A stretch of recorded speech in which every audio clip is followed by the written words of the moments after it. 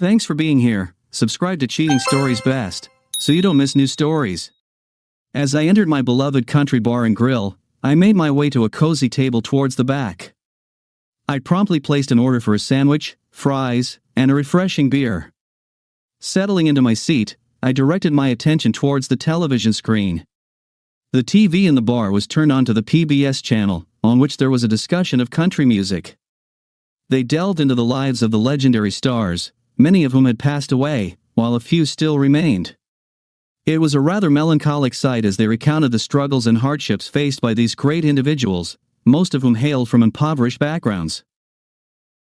While enjoying my dinner, I happened to glance up and caught sight of my closest friend, Ben Walken, accompanied by Jenny. A profound sadness washed over me, for I had believed Jenny to be my girlfriend.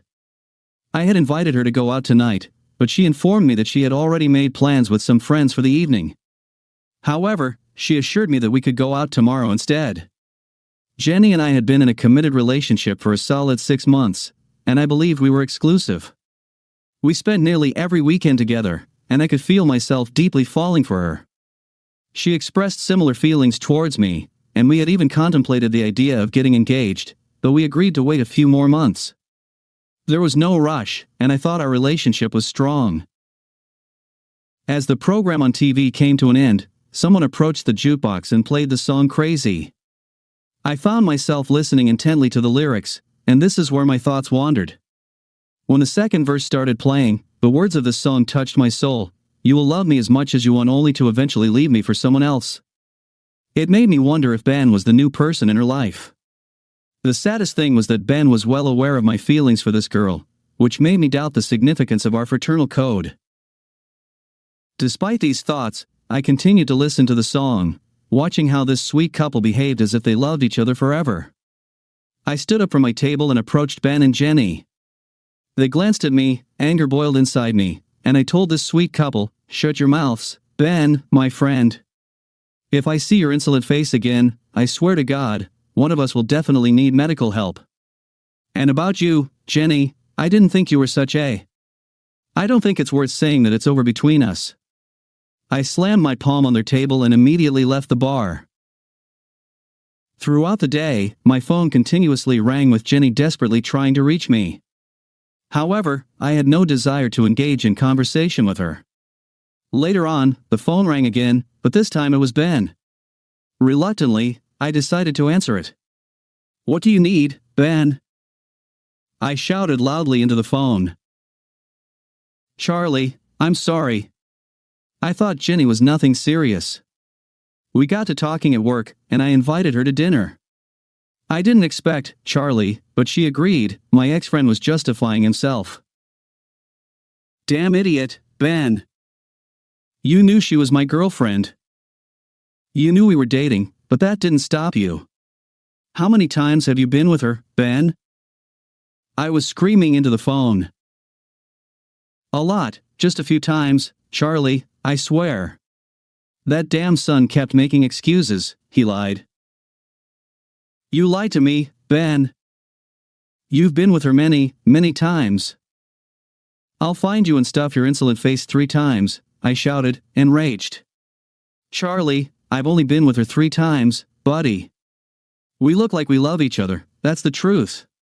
"Shut your mouth, you," I interrupted him. "What about Sylvia? It turns out you cheated on her, you. She didn't deserve to be treated like that." I made it clear to Ben that I had no intention of ever seeing him again, and I told him that Jenny was now his responsibility. Frustrated, I abruptly ended the call. Sylvia was Ben's girlfriend, and the 3 of them worked together at the same factory. There was a story behind how our paths crossed, but that's a tale for another time. The phone rang once more, and this time it was Jenny calling. Reluctantly, I decided to answer, thinking it was best to confront the situation head-on. "What do you want, Jenny?" I asked. She apologized a lot and said that Ben persistently asked her out, and in the end, she agreed to go once, but it didn't mean anything to her. I grew angry and interrupted her. "Jenny, stop lying. Aren't you tired of it? I had a conversation with Ben who mentioned that you were in his company on multiple occasions, at least 3 times from what he shared. I had a suspicion that the number might be higher than that. It appears that money played a significant role in this situation. I wish you good luck with that pursuit as well. It seems that both of you are driven by a strong desire for money. Perhaps you are a perfect match for each other in that regard. As for me, I want absolutely no involvement with you whatsoever. The only person I feel sympathy for is Sylvia. She believed that both you and Ben were her friends. Now, you both stay away from me, our communication with you ends here. I want you to know something about me and my past. My upbringing took place in Kentucky, where I shared a home with 8 siblings. As the oldest among them, I found myself immersed in the world of high school football. Standing at 6 feet 3 inches and weighing 260 pounds, I played as an offensive lineman. Despite my passion for the sport, my parents faced financial constraints that made it impossible for them to support my college education. Thus, when a scholarship opportunity presented itself at an Ohio college, I eagerly seized it. The field of mechanical engineering appealed to me greatly as it allowed me to channel my love for hands-on work. While I naturally possessed a touch of shyness, my interactions with women were always marked by utmost respect, largely influenced by my relationship with my sisters. My mother instilled in me the value of treating girls with the same respect and care that I would expect from my own sisters. It was then that I became firm friends with Ben. Although he lacked the physicality for sports, Ben possessed a friendly demeanor and displayed considerable intelligence. Ben confided in me about his family's wealth, mentioning the possibility of inheriting something in the future. He was getting a degree in business management, while I was focusing on my football hobbies. Despite our opposite personalities, we spent a lot of time together, attending various parties where Ben showed off his leadership qualities and his skills in seducing girls. In these social settings, I tended to adopt a quieter role, observing and reflecting. It was thanks to Ben that I had girls. I myself was too shy for the first steps to getting to know girls, and Ben's charisma decided everything for the poet. I owe him credit for encouraging me to step out of my comfort zone. Following my graduation, I made the decision to remain in Ohio and secured a fulfilling job as a mechanical engineer at Ford Motor Company. The generous salary allowed me to find a cozy apartment in close proximity to the plant, and I treated myself to a late-model pickup truck. I took care of my family and diligently saved part of my earnings every week to send my parents $500 a month, providing them with much-needed support. My father, a dedicated coal miner, had always fostered a loving and close-knit family environment. Ben secured employment at a warehouse conveniently located in the vicinity of the Ford plant. It came as a surprise to learn that he was one of our esteemed suppliers. Over time, his dedication and competence earned him the esteemed position of warehouse manager. We often spent our weekends together. During one of our outings, Ben revealed that he had found love within the confines of his workplace.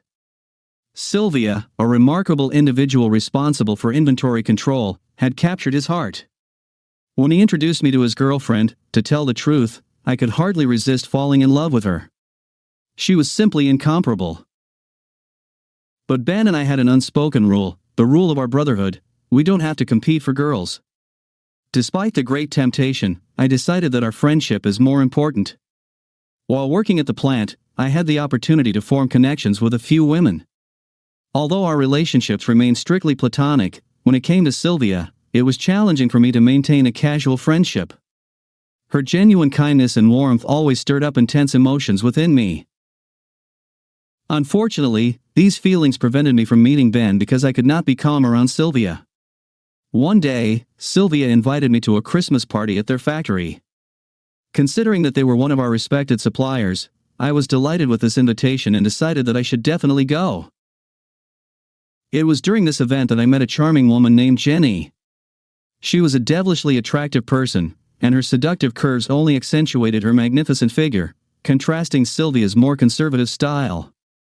Jenny exuded a flirtatious energy, which added to her allure. She disclosed her role as a secretary for one of the bosses, and in response, I told her what I do at my job. We danced and had fun with her all night long. It was just wonderful, and we were glad that this spark broke out between us. We planned to see each other again and decided to celebrate the new year together with Ben and Sylvia. Sylvia expressed her happiness for me, or so she claimed, but her words lacked sincerity. On that eventful night, I brought Jenny back to my apartment, where we shared an intimate and passionate experience. When we woke up, the first thing Jenny said was that she was very surprised that I live in such a small apartment.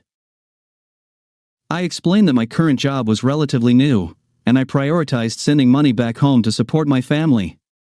I told her that there would come a time when I wouldn't worry about my finances, but at the moment, I'm not too rich, for some reason. Then she showed interest in the rich background of Ben's family. There are rumors that Ben's family is very rich. Is it really true? Do you happen to know? After all, you are his best friend, she asked. That's not really true. His parents are just paying for his education, I answered her. But even then, I had doubts. Despite this, our relationship continued to flourish, and we began spending almost every weekend together. Feelings started to develop between us, and she expressed her genuine affection for me. Additionally, we shared numerous memorable experiences, with the pinnacle being the intimate moments we shared, which were truly extraordinary. As she consistently focused on material possessions, I reassured her that we could build a fulfilling life together. However, I couldn't shake off a peculiar feeling whenever we went on double dates with Ben and Sylvia. There seemed to be an unexplained connection or tension between us, but I couldn't pinpoint exactly what it felt like. Jenny and I had been in a relationship for 6 months now. We had already begun discussing our future together, including the possibility of getting engaged, as Jenny mentioned. But we both agreed that we had ample time to carefully consider such a significant step. During a visit to the county fair, I stumbled upon a jewelry counter that offered affordable pieces. In a fit of my emotions, I decided to buy a friendship ring for Jenny as a sign of our connection. I explained to her that the friendship ring symbolized her belonging to me until she felt ready for an engagement. Her face lit up with a smile as she slipped the ring onto her finger. Now it's worth mentioning that I've been working out hard at the gym, working out at least 3 days a week after work. I managed to lose some weight, dropping it to a decent 230 pounds, and at that time, I felt pretty confident about my appearance. However, everything took a drastic turn when I spotted them entering the country bar and grill together. Witnessing my girlfriend and best friend engaged in a passionate kiss at the restaurant felt like a gut punch. It was an incredibly painful sight to behold. And after everything I've already told you, I've made the difficult decision to sever all ties with both of them. Despite my anger towards them, I couldn't help but feel sorry for Sylvia. "Charlie, darling, I'm so sorry. I heard what happened with you and Jenny," she said. She admitted that she suspected Jenny of infidelity but not with Ben. Sylvia told me that she had seen Jenny go to lunch with her boss, Brand, many times, but she hesitated to tell me about it for fear of hurting me, as she was not sure of her suspicions. However, she eventually discovered the truth about Jenny and Ben. As soon as I discovered the truth, I immediately distanced myself from him. I completely severed ties with both of them. It's been difficult witnessing their interactions at work, but I try to occupy myself to distract from the pain, she said. Sylvia's call was unexpected, and I appreciated her concern. I've always considered her one of my closest friends. "Charlie, maybe you and I will meet someday," she asked me. "Yes, that's a great idea, Sylvia." Our conversation came to an end, and I couldn't determine whether I felt happier or more melancholic after speaking with her. After a couple of weeks, I coincidentally bumped into Sylvia at the supermarket one evening. "Hey, Charlie, it's good to see you," she greeted me warmly. Curious about how things were going, I asked her the same. "Everything's fine," she replied with a smile. "And what about you? Have you jumped back into the dating scene?" I inquired. Sylvia's smile widened as she responded, "I've actually been asked out a few times, but I've been turning them down. There's someone special I have my eye on, and I don't want to ruin my chances if he reaches out." My heart skipped a beat as I realized what she was implying. "Oh, I'm sorry. I was actually going to ask if you'd like to go out," I confessed. Sylvia's eyes lit up, and she eagerly replied, "Yes, out with you. After all, I meant you and was waiting for your call." Let's finalize the details. When and where would you like to go? I want to make sure I dress appropriately, Sylvia asked, eager to plan our outing. How about Saturday? We could head to my favorite country bar and grill, I suggested. Sylvia chuckled and replied, sounds perfect. I'll be ready with my boots on. We bid our farewells, and I promised to pick her up at 6. When I arrived at Sylvia's house, I was delighted to see her dressed in Western-style jeans, a stylish vest, a cowgirl hat, and her boots. She looked absolutely amazing. I opened the door of my truck, and she hopped in, just beaming with joy. On Saturdays, a country western band and singer would grace the stage. We secured ourselves a booth and indulged in a couple of refreshing beers. The band was scheduled to start in an hour, allowing us ample time to engage in conversation. To my surprise, I discovered that she hailed from the neighboring county in Kentucky, where she was born and raised. After completing her education in Kentucky, she sought job opportunities and eventually found herself at the supply plant in Ohio. We were hungry, so we decided to order some delicious dishes. I opted for the double bacon cheeseburger accompanied by a side of crispy fries, while she chose a tantalizing Reuben sandwich, which we decided to share alongside the fries. It was a pleasure to be in her company, and I was happy about it. She inquired if this was the bar where I witnessed the betrayal of Ben and Jen. Confirming her suspicion, I assured her that I had no intention of abandoning my beloved watering hole due to the actions of two unfaithful individuals. She responded with a gentle smile, understanding my sentiment. When the musical group began its performance, we got up impatiently from our seats. We were ready to dance till we drop. The band began with 2 slow melodies, encouraging couples to sway in each other's arms. They always catered to the crowd's desires, playing the timeless classics that everyone yearned to hear. When they transitioned into a lively tune, we decided to sit this one out. I casually mentioned to Sylvia that I wasn't particularly fond of fast-paced dances, preferring to admire the grace and beauty of the women on the dance floor. To our delight, the band proceeded to play a couple of tunes by the legendary Roy Orbison. I was just crazy about this music. The band then serenaded us with a couple of songs by the iconic Loretta Lynn. Sylvia and I gracefully swayed to the slow tunes, reveling in the enchanting rhythms. Suddenly, the announcer summoned the ladies to the dance floor for a spirited round of dancing. Eager participants, both women and a few brave gentlemen, willingly joined the lively gathering. With a playful smile, I turned to Sylvia and asked, "Aren't you going to line dance?" teasingly. She responded, "Oh, you just want to admire my impressive moves from afar," her smile radiating.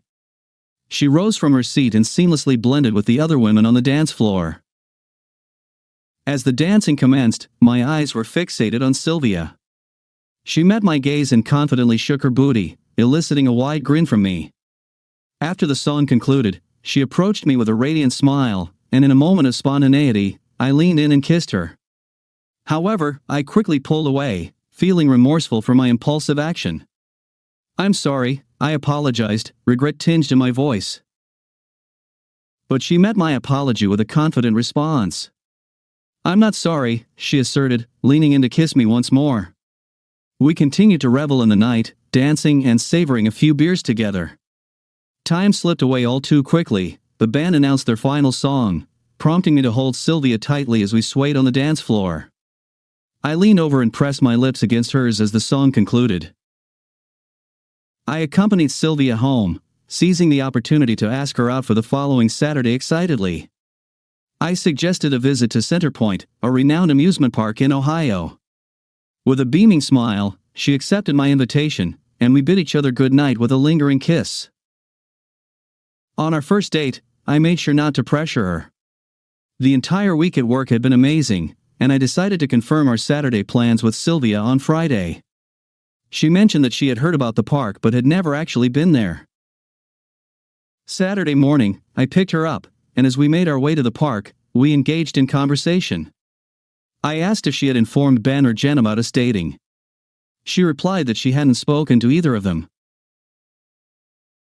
We thoroughly enjoyed our day at the amusement park, indulging in thrilling roller coasters and various other rides.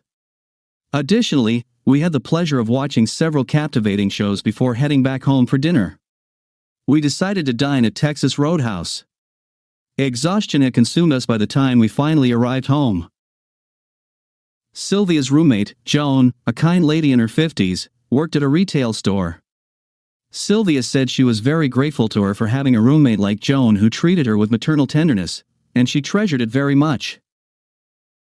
I informed Sylvia that I had plans to be out of town for the upcoming weekend, but I wanted to see her next week. She responded by suggesting that I give her a call when I come.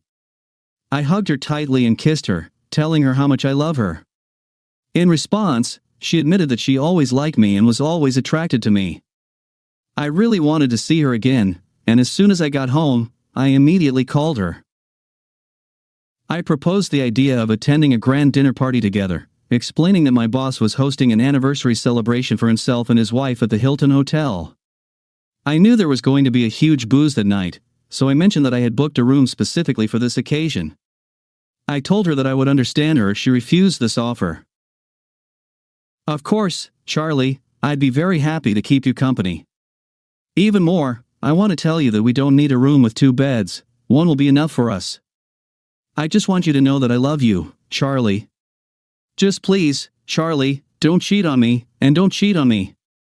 I promise never to harm you, and I will protect you from anyone who tries to harm you, she told me with a smile on her face. Sylvia, would it be possible for us to use your car instead? I'd prefer not to arrive at the fancy party in my truck. Of course, Charlie. We can take my car, and I'll inform Joan that I won't be returning home that night. I left my truck at her place, and we took her car to the event. We decided to arrive early and thought it would be a good idea to get dressed up at the hotel. During our conversation, Sylvia expressed her desire to find another job. She said she felt uncomfortable being around Ben and Jen all the time. In fact, she mentioned hearing a rumor that Jen might be pregnant. As we prepared ourselves for the party, I decided to get dressed in the bathroom, opting for a tuxedo. When I entered the bedroom, I was captivated by Sylvia's stunning appearance. She wore a form-fitting blue dress that accentuated her figure perfectly, with her hair cascading down to her shoulders.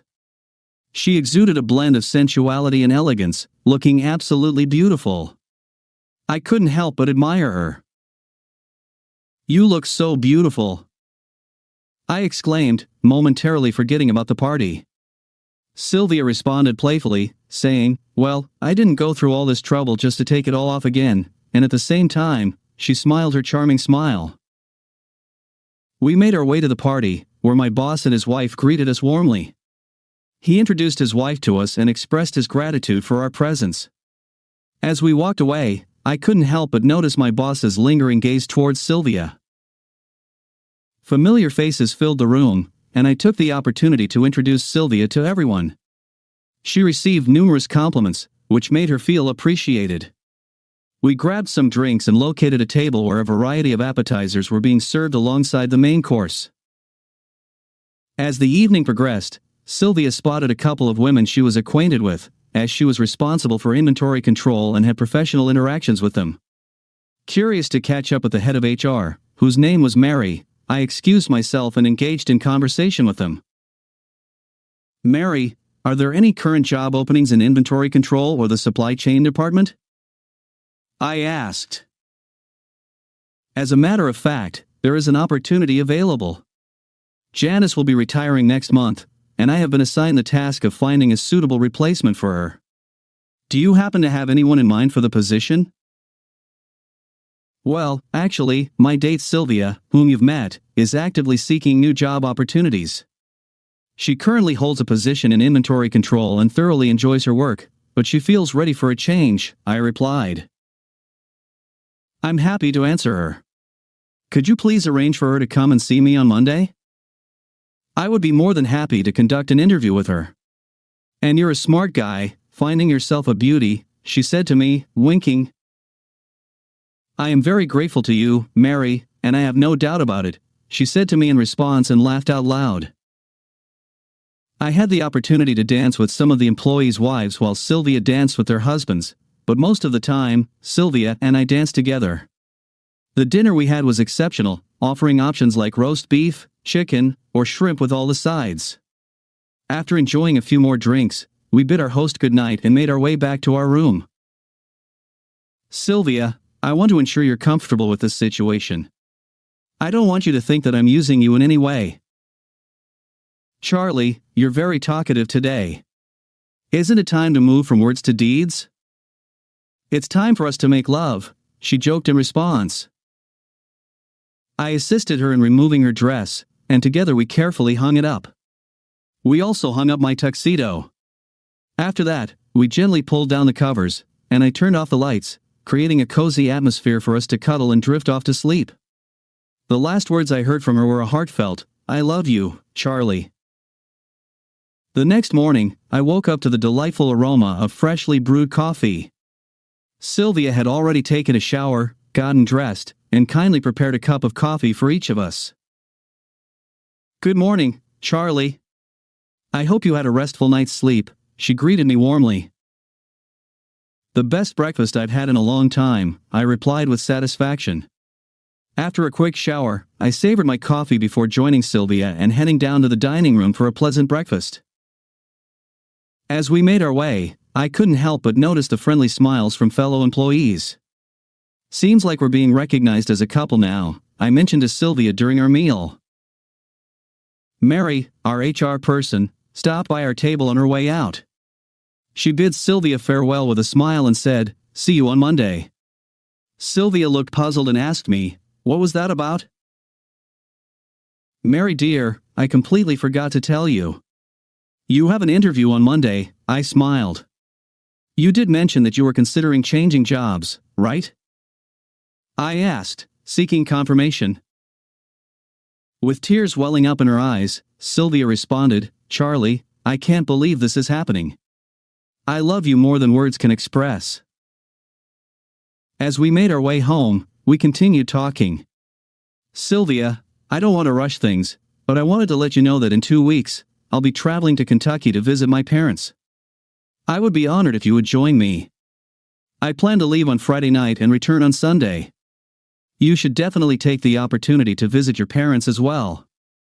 I would love for you to come with me, but I understand that my parents are a bit old-fashioned, and we may not be able to share a room," I explained, "but I believe everything will work out just fine," I reassured her.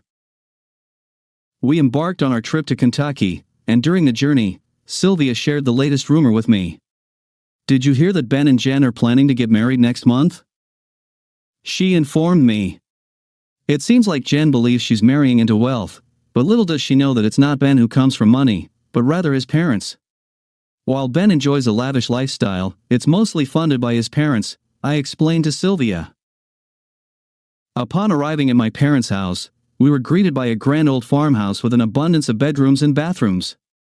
My siblings who still resided there eagerly emerged to welcome us, followed closely by our mom and dad. I embraced each family member warmly. I was glad to be back at home with my parents. We proceeded to introduce Sylvia to my family, and they warmly embraced her with hugs. We talked with interest, and time seemed to fly by imperceptibly. Deep down, I knew that my family would instantly adore Sylvia, just as I did. While we chatted, Sylvia's attention was captivated by the photographs adorning our walls. Among them, she fixated on a particular picture of me in my football uniform. I noticed tears welling up in her eyes, causing concern to wash over me. "Sylvia, are you all right? What's troubling you?" I inquired, wanting to understand the source of her emotions. With a quivering voice, she began recounting a memory. "Do you remember that away game in Grayling when you were playing football? After the game, as you walked through the tunnel, I saw 2 guys attempting to pull a girl in a yellow sweater into the tunnel with them. You hit one of them, and he fell to the ground. The second one, you just pushed, and he also fell. In a menacing voice, you told them that if you see them next to this girl again, they will definitely end up in the hospital. Well then, you turned around and went to the locker room. How did you manage to find out?" "After all, I didn't tell anyone about this case," I inquired. Her response left me astounded. "Charlie, I was the very girl you defended that day. I never managed to catch a glimpse of your face, only the number 67 emblazoned on the back of your attire. I attempted to locate you, but my efforts proved futile. All I could find out at that moment was your name, Charlie. I was waiting for my friend when suddenly these two scoundrels appeared. They grabbed me and dragged me into the tunnel. I immediately understood what they wanted to do to me, but I was weaker than them to fight back. But then, like a guardian angel, you appeared and saved me from these bastards. Moved by her gratitude, she tenderly kissed me. There was something about you that felt strangely familiar from the very first moment I laid eyes on you, she confessed. Ben introduced me to you, and that's the only positive thing I can say about him. My mother arranged a comfortable bed for Sylvia, while she informed me that I could sleep in the basement where there was an extra bed. In the stillness of the night around 1 o'clock, I found myself with unexpected company as Sylvia made her presence known. We shared a tender and discreet moment of love. Those circumstances made it somewhat challenging before she returned to her own sleeping quarters. On the following Saturday, we embarked on a visit to Sylvia's family. To my surprise, she had never disclosed the fact that her parents were quite affluent. When we arrived at her parents' house, I was shocked by the size and beauty of this house.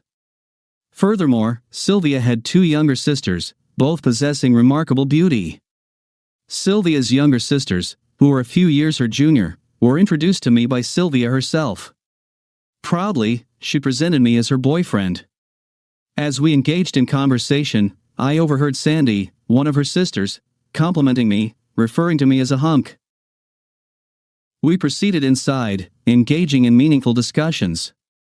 Hank, Sylvia's father, inquired about my occupation and background, his paternal instincts evident as he expressed concern for his cherished little girl. "Mr. Carter," I mustered the courage to address him, "I would like to ask for your daughter's hand in marriage and seek your blessing." My proclamation caught Sylvia off guard, and she gazed at me in astonishment, tears welling up in her eyes. We didn't discuss it with her, that's why she was so surprised by my statement. "I know we haven't known each other for very long, but our love is strong, and I believe we can grow together in our marriage," I expressed. "Charlie, I know you didn't have to ask me about this, but what you did makes me respect you. By now, you should understand. Sylvia always follows her heart." "Sylvia, do you truly love Charlie?" asked her father. "Yes, Dad, I love him very much. He took over my whole heart," she exclaimed joyfully. "In that case, you have my full support. However, I do request that you both get married here in Kentucky so your mother and I can properly give you away. Additionally, we will take care of the wedding expenses," her father generously offered, to everyone's surprise. Overwhelmed with joy, I revealed an engagement ring from my pocket. I got down on my knees and asked Sylvia to marry me. Overjoyed, she said yes, planting a kiss on my lips before rushing over to her dad and embracing her mom, who was overcome with tears. Afterward, we all got up and enjoyed a delightful chicken dinner together. As we bid farewell to the Carters, we promised to keep them informed about our future plans. Excitement filled the air as we made our way back to my parents' house. When we shared the news of our engagement with my mom and dad, they were absolutely thrilled.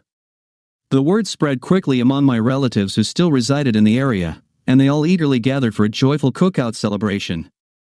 With pride, my dad proclaimed himself the king of the grill, eliciting a smile from my mom as she disappeared inside to prepare the meat and other delicious dishes. Sylvia kindly offered her assistance and joined her in the kitchen, mentioning her passion for cooking. Meanwhile, our relatives started arriving one by one, eager to meet Sylvia and congratulate us. She was the first woman I'd introduced to my family, and they were quick to affirm that she was a remarkable individual worth holding on to. As the day progressed and the party reached its peak, everyone reminded me to cherish and keep Sylvia happy. As we bid farewell to our relatives, we assured them that we would inform them about our wedding date in due time. Before retiring for the night, Sylvia whispered to me that my mom had warned her to be cautious of the items on the stairs. When she came back upstairs, she accidentally kicked a pair of shoes that tumbled down the steps. Despite her attempts to apologize, my mom told her that she too was once young and that she was as clumsy as Sylvia. Probably because of this, she now has so many children. Later that night, Sylvia reappeared downstairs, and we shared a tender and intimate moment together, trying our best to keep our passion hushed. She only returned upstairs close to 5 in the morning after we had expressed our love in whispers. Following a hearty country breakfast, we embraced and kissed everyone goodbye, making our way back home. On Monday, Sylvia had her scheduled appointment with our HR department. The next day, she received an exciting call from Mary, who informed her that she had secured the job and could now submit her 2-week notice. Eager to share the news, Sylvia called me, but to her surprise, I was already aware of her success. We made plans to celebrate by going out for dinner that evening at my favorite country bar, where we both indulged in delicious steak dinners. During our meal, Sylvia mentioned that Ben and Jen were currently on vacation and would be flying to Las Vegas the following week to tie the knot. She expressed how enjoyable the past 2 weeks had been at the plant without Ben and Jen constantly bothering her, making it one of the most pleasant periods she had experienced in her workplace. According to her, everyone was just saying that they were very sorry about her leaving, admitting that she was moving to a more profitable job. Undoubtedly, Ford offered the most lucrative positions within the vicinity. Securing an interview there was a stroke of luck, but one she truly deserved. Interestingly, she never disclosed our dating or engagement to anyone prior to her departure. She claimed to have left an anonymous note on Ben's desk. The message advised him to consider conducting a DNA test upon the baby's arrival, hinting at his wife's frequent lunches with her boss. Curiously, she chose not to sign the note, leaving him to ponder its authenticity. When she started her duties at our factory, she consistently wore a radiant smile whenever approached by interested men. She proudly displayed her engagement ring, firmly asserting that Charlie was her devoted fiancé. As she prepared for her upcoming nuptials, Joan played a pivotal role in assisting with the wedding arrangements. Joan's nurturing nature resembled that of a mother hen, likely influenced by her own married daughter whom she frequently spent time with. I would visit their dwelling a couple of times per week, offering my assistance whenever possible. Feeling the need to organize the presence of our part of the family at the wedding, I turned to my mother with a request to provide a complete list of relatives and friends who can be invited. To my surprise, my mom went above and beyond, purchasing invitations and taking the initiative to fill them out on our behalf. After informing her of the wedding date, which was scheduled 4 months in the future, Sylvia also spoke with her mother, sharing the significant occasion's details. Furthermore, her parents eagerly took on the task of finding an appropriate church and a spacious venue for the reception. In addition, her mother assured her that she would take care of sending invitations to their relatives. Being a successful businessman, her father possessed an extensive network of contacts and customers. Meanwhile, I was a bundle of nerves, barely contributing anything to the wedding preparations. Tentatively, I approached several coworkers and asked if they would consider attending. I informed them that our wedding would take place in Kentucky. To my surprise, a significant number of them said they would definitely come. Fortunately, Joan, who had connections at a retail store, managed to find a skilled dressmaker for Sylvia. Additionally, Joan herself, along with her daughter, eagerly confirmed their attendance. Sophie, Sylvia's mother, reached out and informed us that she had secured a caterer for the wedding but would need a head count closer to the date. She also mentioned that her husband had managed to find a talented band. It felt like all the pieces were falling into place. Concerned about the escalating costs, I asked Sylvia if she thought we were going overboard. "This extravagant wedding is going to put a significant dent in our wallets," I expressed. Sylvia reassured me, saying, "Charlie, this grand wedding is entirely my parents' vision. Ever since we were little girls, they have dreamed of this. Trust me, my sisters will have the same kind of lavish celebration." "Why didn't you ever disclose your affluent background to me?" I inquired. "Because I wanted you to be interested in me for who I am, not my wealth," she responded sincerely. "Just so you know, I haven't shared this information with Ben or anyone else except for Joan. Does this change anything for you?" "No," I reassured her. "I am drawn to you for who you are, not for anything else. If it makes you feel more secure, I am willing to sign a prenuptial agreement, Charlie." "There will be no need for a prenuptial agreement. We are going to be together forever, I truly believe that," she firmly stated. "Besides, I don't have vast wealth at the moment, perhaps in the future through inheritance, but currently, it's not substantial. I will have a husband to support me. Sylvia made all the necessary arrangements for her wedding party. Her father would proudly walk her down the aisle while her older sister would be her maid of honor. Her other sister would join as one of the bridesmaids. Sylvia kindly invited my 2 married sisters to be bridesmaids as well. As for my side, my sister's husband and my 2 unmarried brothers would stand beside me as groomsmen. It seemed fitting that my younger brother would take on the role of best man. To add a touch of sweetness, my niece and nephew joyfully agreed to be the flower girl and ring bearer. We reached out to each of them, and thankfully, they all enthusiastically accepted. It was a true blessing to have such a close-knit and supportive family. Sylvia thoroughly enjoyed her new job and quickly became a beloved member of the team. It was hard not to adore her. However, a small concern arose. She had only been employed for 4 months and had no vacation days accrued. We brainstormed and came up with a solution. We could travel down on Friday evening, tie the knot on Saturday, and return on Sunday. It would be a whirlwind experience, but we felt it was our best option given the circumstances. Just 2 weeks before the wedding, the plant manager unexpectedly requested a meeting with me in his office. I had a good rapport with him, so I wasn't too apprehensive. To my surprise, he informed me that he would be attending our wedding. "Charlie, I've heard about the predicament you're facing for the week of your wedding," Mark addressed me. "Mary mentioned that you were planning to go down on Friday, get married, and return on Sunday. Is that accurate?" "Yes, Mark, that's the plan," I confirmed. "Sylvia doesn't have any vacation days available." "Well, Charlie, you can let your lovely wife know that we have a solution for her," Mark responded with a kind smile. "We are granting her personal time off from Thursday through the following week. Additionally, here are 2 tickets for a 4-day cruise, which can serve as your honeymoon getaway." "Thank you, Mark." "I'm sure Sylvia will be thrilled," I expressed my gratitude, shaking his hand firmly with a smile. I excused myself and headed to Sylvia's office. I called her in for a lunch break, mentioning that I had something important to share with her at the restaurant. Curiosity filled Sylvia's eyes as she asked, "What is it, Charlie? What do you have to tell me?" Taking a deep breath, I replied, "Mark called me into his office, and he had some incredible news for us. He informed me that they have granted you personal time off from Thursday through the entire following week. Now we have nowhere to hurry. But wait, there's more. As a wedding present, he also gave us 2 tickets for a 4-day cruise." I placed the tickets gently on the table. She was crying with happiness. All the preparations for the wedding had been done, and we were relieved that we could travel on Thursday, making things easier for us. The following day, we had the rehearsal and later enjoyed a dinner to celebrate. I approached my father afterward, asking if he needed any financial assistance, but he assured me that he had already taken care of it. Since our engagement, I had always admired and respected him deeply. As the evening came to an end, I kissed Sylvia gently goodbye and promised to see her the next day. She had given her mother the number of guests attending both the wedding and the reception. She refused to disclose any details, claiming that I was already anxious.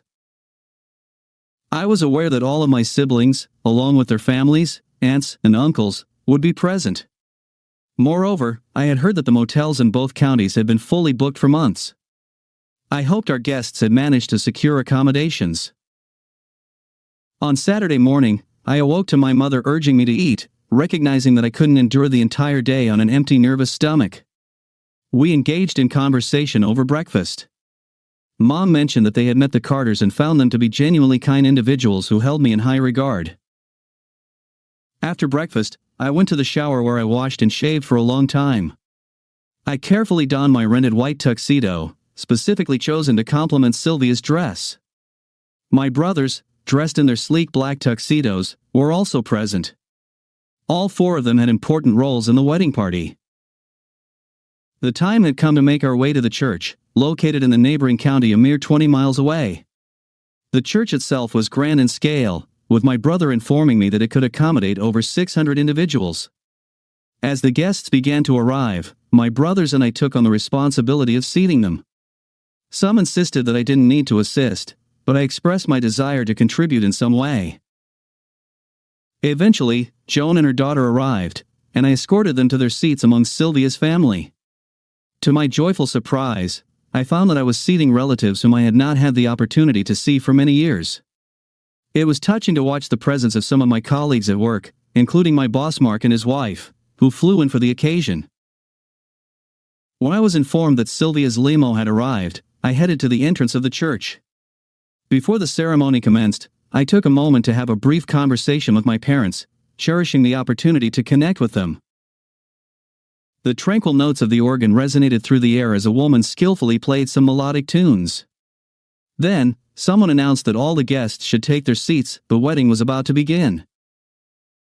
Every wedding has its unique elements, and in this particular ceremony, I found myself standing at the front alongside the minister, ready to walk down the aisle with Sandy, accompanied by my brother. They made a striking couple, exuding elegance and grace as they took their positions up front. Following them, Marie appeared, escorted by my other single brother, presenting a lovely sight. Soon after, my married brothers entered, accompanied by their wives. A young nephew made his way down the aisle as the adorable ring bearer while I held the genuine wedding ring securely in my pocket. The atmosphere shifted as two individuals rolled out a pristine white cloth, setting the stage for my niece to gracefully walk down the aisle, delicately scattering rose petals. As the music changed, everyone in attendance rose to their feet, creating an atmosphere of anticipation and excitement. The wedding march began as Sylvia gracefully made her way down the aisle, her arm linked with her proud father. She was a vision of beauty, resembling an angel in every way. Tears welled up in my eyes, streaming down my face uncontrollably. The officiant's voice filled the air, asking the solemn question, "Who gives this woman to this man?" Sylvia's father, filled with pride, replied, "Her mother and I." Her father and I exchanged heartfelt vows, sealing our commitment with the exchange of rings. As I slipped the ring onto her finger, I was granted permission to kiss my beloved bride, and so I did with overwhelming joy. I now present to you all Mr. and Mrs. Charles Jones. The entire congregation rose to their feet, erupting in cheers and applause. Hand in hand, we walked out of the church doors, joining the rest of the wedding party. It took more than 30 minutes for the church to clear out completely. As the guests departed, they made their way to the rented hall where the celebration continued. Upon arrival, everyone was greeted with a selection of refreshing beverages and delectable appetizers. A live band was already playing, setting the mood for a lively evening ahead.